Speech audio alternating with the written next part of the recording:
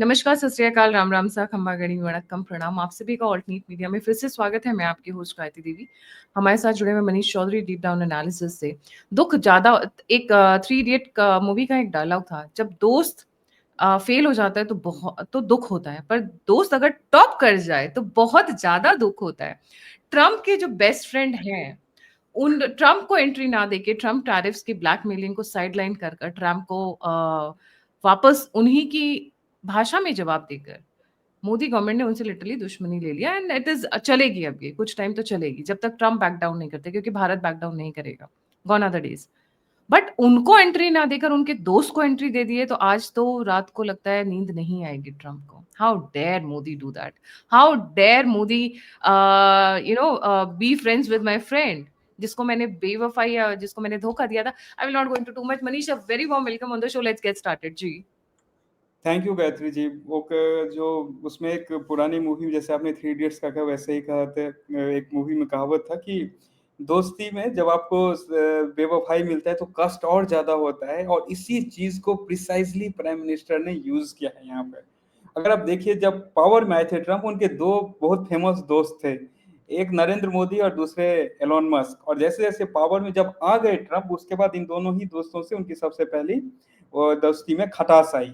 अब क्या हुआ कि जियो पॉलिटिक्स में बहुत सारा चीज चलता है जो कि बहुत सिंबॉलिक होता है गायत्री जी। जब भारत और अमेरिका के बीच में ट्रेड डील की बात हो रही है, जब ट्रम्प अपने जो भी उनके लॉबी में कंपनीज है उनको भारत में एक्सेस देना चाहते हैं, और उसमें शुरू में स्टारलिंक और एलन मस्क की भी कंपनी थी, इंक्लूडिंग टेस्ला और स्टारलिंक की जो मैं बात कर रहा हूँ। लेकिन हुआ क्या कि ट्रम्प और एलोन मस्क के बीच में कुछ रिश्तों में दरार आती है, और प्राइम मिनिस्टर मोदी और डोनाल्ड ट्रंप के बीच में भी कुछ ऐसे सिचुएशंस क्रिएट होते हैं जिसको अभी हम देख रहे हैं।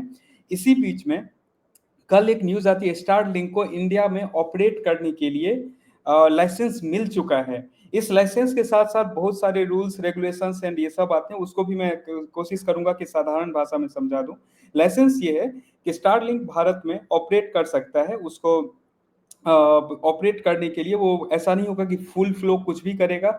सारे डेटा भारत में रहेंगे, यूजर का डेटा भारत से बाहर नहीं जाएगा। ना उस डेटा का मिररिंग होगा, मतलब एक तो हम यहाँ स्टोर कर रहे हैं और एक इसका कॉपी हम यूएस में भी कर रहे हैं, ऐसा भी नहीं होगा। जितने भी रूल्स रेगुलेशंस, कभी भारत सरकार को ऐसा भी एक उसमें शुरू में हुआ था कि अगर भारत सरकार को जैसे कभी कहीं दंगा होता है, कुछ होता है, तो हम इंटरनेट पे बैन लगाते हैं, क्या वो स्टारलिंक पे अप्लाई होगा? स्टारलिंक उस पर भी कंप्लाई करेगा। उसके बाद स्टारलिंक शुरू में जो है गायत्री जी, वो सिर्फ उसका एक्सेस है 2 मिलियन, मतलब 20 लाख लोगों को इनिशियली ऑनबोर्ड कर सकता है।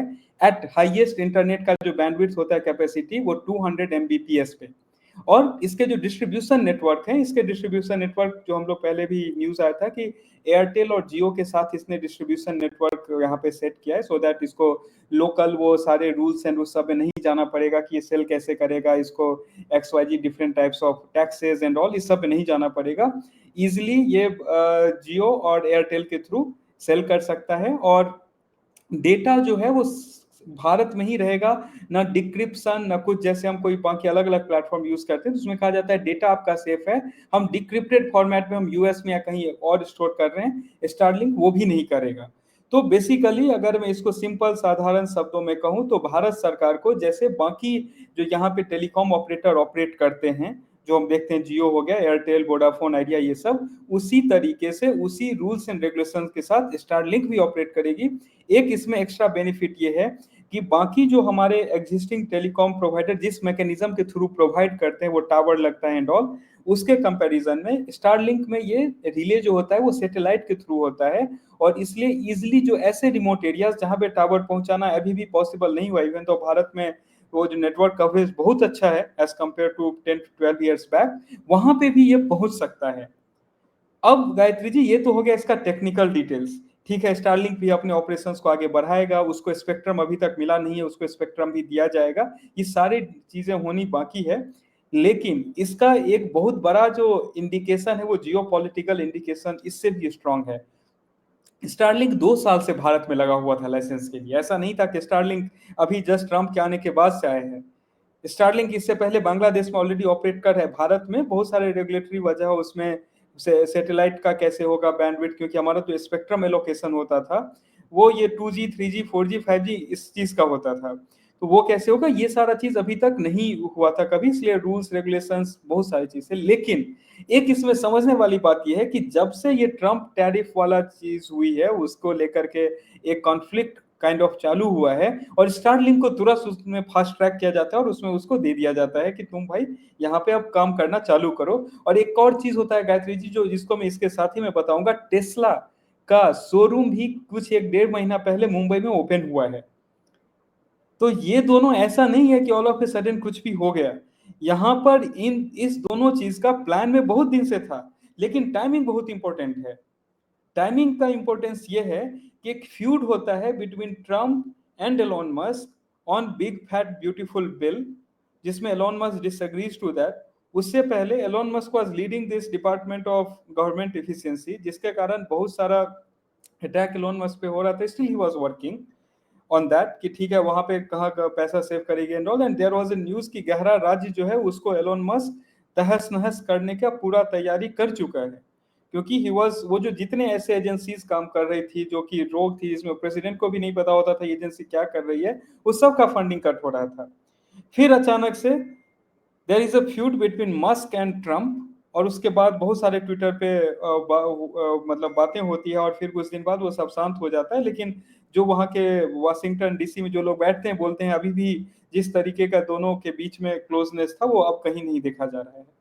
और एक और न्यूज आता है उसके साथ कि जिस गहरा राज्य पे प्रहार करने के लिए ट्रंप आए थे, वही गहरा राज्य उनके ही टीम में, उनके ही जो टीम में पॉलिसी डिजाइन करते हैं, जो सरकार के डिसीजन पे इम्पैक्ट करते हैं, उसमें पैठ बनाना चालू कर। जैसे ही वो पैठ बना, वैसे ही एलोन मस्क के साथ ट्रंप का झंझट होना, झगड़ा होना भारतीय भाषा में चालू हो गया। और जब ये सारा चीज चालू होता है, उसी के साथ एक और एंड पैरेलल लाइन से एक चीज होता है जिसके ऊपर बहुत सारी डिस्कशंस हम लोग कर चुके हैं कि भारत के साथ जो कॉन्फ्लिक्ट, और जब ये कॉन्फ्लिक्ट हो रहा है पूरा, वहां पे 15-20 बड़े डेयरी कंपनी, एग्रीकल्चर कंपनी, अलग अलग ऐसे जो मैन्युफैक्चरिंग के सब, मतलब सॉरी, जो हम मैन्युफैक्चर कर इंडिया में ऐसे मार्केट एक्सेस करने के लिए बैठे हुए थे, सब ट्रेड डील का वेट कर रहे थे। और यहाँ पे EV as well as Starlink जो है उसको इंडिया में एक फास्ट ट्रैक वे में एक्सेस मिल जाता है, जो कि 2 साल से रुका हुआ था। And this is a pure indication कि अगर आपको गवर्नमेंट इंडिया का मार्केट का एक्सेस चाहिए, या फिर आप जो है वो एक गवर्नमेंट लॉबी में बैठे हुए हैं, एक जो वहां पे एक टैंट्रम चल रहा है, मैं तो टैंट्रम ही बोल रहा हूँ क्योंकि उसमें पीछे जो फैक्चुअल डिटेल्स है जो उसको सपोर्ट करेगा बहुत स्ट्रांग है नहीं, आप उसका वेट करेंगे। तो this is not divide and conquer, basically this is an indicator. यहाँ पे कोई भारत अंग्रेजों जैसा काम नहीं कर रहा है डिवाइड एंड कनकर का। यहाँ पे भारत एक इंडिकेशन दे रहा है कि अगर आपको मार्केट चाहिए तो देयर इज अ वे कि किस चीज को, किस जगह को, किस टाइप का मार्केट कैसे मिलेगा। लेकिन आप अगर हाथ मरोड़ के मार्केट एक्सेस करना चाहेंगे तो वो यहाँ पे मिलने वाला नहीं है। ये एक बहुत बड़ा मैसेज है इससे कि ईवी का शोरूम खुलना, जहां पे महाराष्ट्र के जो चीफ मिनिस्टर हैं देवेंद्र फडणवीस जी, वो गए थे उसके उद्घाटन में, और अभी इस लाइसेंस को मिला जिसके लिए ट्रम्प पिछले 2 साल से ट्राई कर रहे हैं, उसको मिलना। ये यही है कि आप हाथ मरोड़ के काम नहीं करवा सकते हो। अगर आपको काम करवाना है, भारत एक मार्केट है, भारत बिजनेस को बिजनेस जैसा देखता है। और इसका मैं दूसरा एक इंडिकेटिव स्टेटमेंट में आपको बताना चाहता हूँ गायत्री जी। कुछ दिन, 2 दिन आई गेस, कल या परसों की बात है, जब हमारे जो विदेश मंत्री उन्होंने कहा कि एक प्रो बिजनेस प्रेसिडेंट एक दूसरा देश को बिजनेस करने से रोक रहे हैं। ये एक स्टेटमेंट में बहुत बहुत इसमें स्ट्रेंथ है, मतलब स्ट्रेंथ इन द सेंस की डेप्थ बहुत ज्यादा है इस स्टेटमेंट का।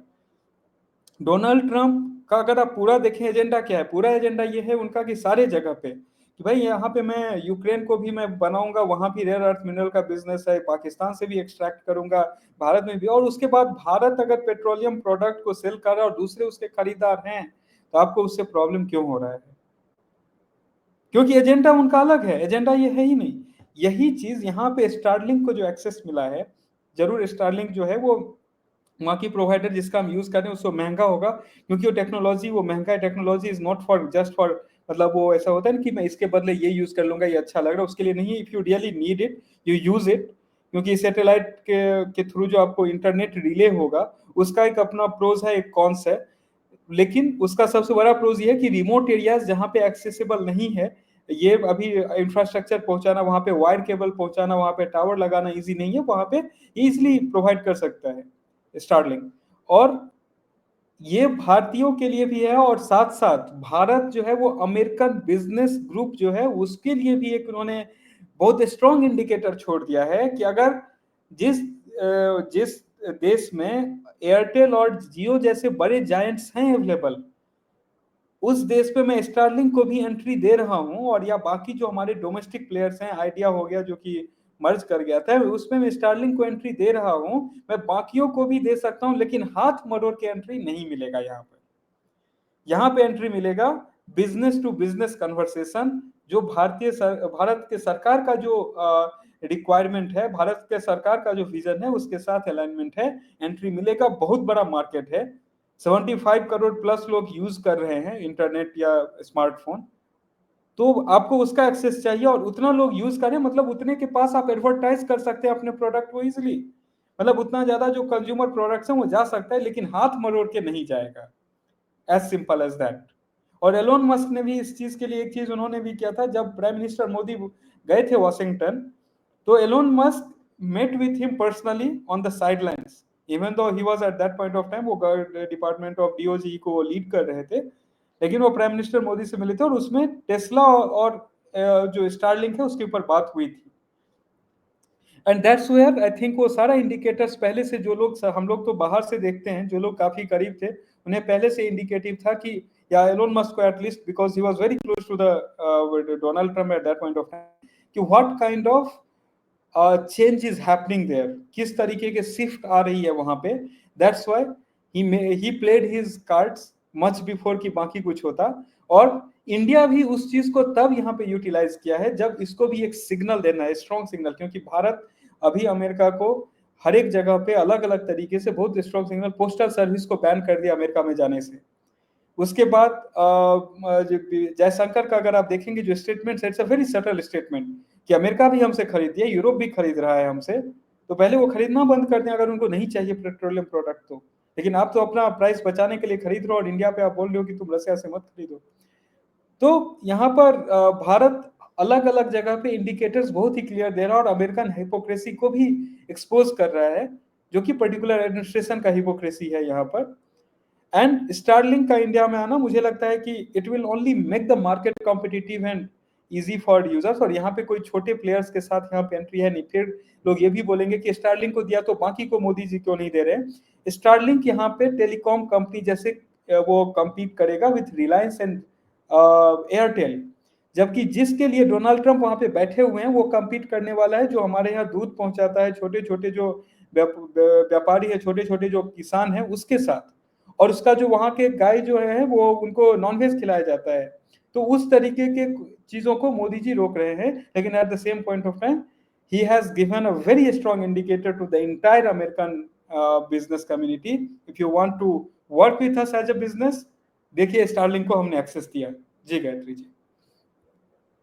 A businessman respects a businessman. That is what it is. और अगर ट्रम्प को ये बात नहीं समझ में आती है तो ही कांट डू। और कोई भी देश अपने देश को प्रोटेक्ट करता है, अपने वीकर सेक्शंस को प्रोटेक्ट करता है, चाहे वो किसान हो, स्टूडेंट्स हो, जो भी जिस भी कैटेगरी का, तो महिलाओं हो। और ये बात अगर नहीं समझ में आती है ट्रम्प को, then he doesn't know business actually, then he is an extortionist, he is a blackmailist. Business के कुछ एक एथिक्स एंड रूल्स होते हैं, और अगर वो नहीं फॉलो कर सकते तो उसमें उनकी गलती है, हमारी गलती नहीं है, अगर उनको नहीं समझ में आता है fundamentals. And business thrives on trust, जिसकी मीनिंग ट्रम्प को नहीं पता है। पीठ में छुरा घोंपना अमेरिका की और अमेरिकन अलाइज की हमेशा से आदत रही है। और रही अपने ही देख लीजिए ना, इलॉन मस्क के कंधों पे चढ़कर जीते हैं ये। पूरा ट्विटर हाईजैक किया, ट्विटर से पूरा इनका पब्लिसिटी कराया, सब कुछ किया इलॉन मस्क ने इनके लिए। एंड में क्या मिला? 4-5 थप्पड़, घूसे और ऑफिस से बाहर, and blame for lot of things. Elon Musk की एंट्री, एंड देखते हैं डेटा को लेकर काफी सारे इश्यूज थे। I think those have been sorted out because the data is going to stay in India. That was one of the main concerns while giving them an entry. And yes, उनकी जो reach है, उनका जो penetration है, that's in deeper rural areas, which is very important for Bharat. Thank you so much Manish for joining. जाने से पहले viewer से रिक्वेस्ट है, please don't forget to like, subscribe and share the alternate media.